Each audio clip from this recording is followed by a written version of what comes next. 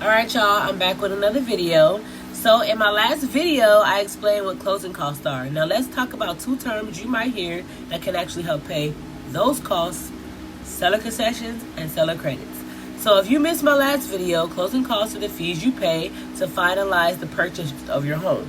They typically range from about 2 to 5% in the home's purchase price. Now here's the good news for you. You may not be able to pay all of those costs yourself. That's where seller concessions and seller credits come in.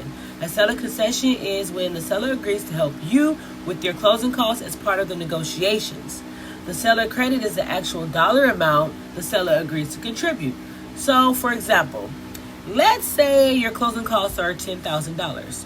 During the negotiations, you ask for help from the seller. If the seller agrees to contribute the $6,000, the agreement to help is a seller concession, and the $6,000 itself is a seller credit.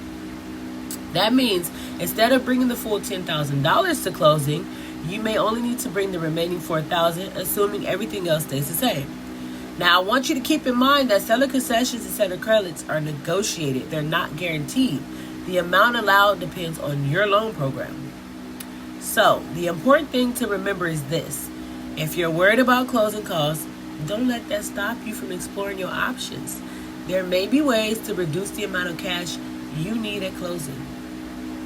And guess what?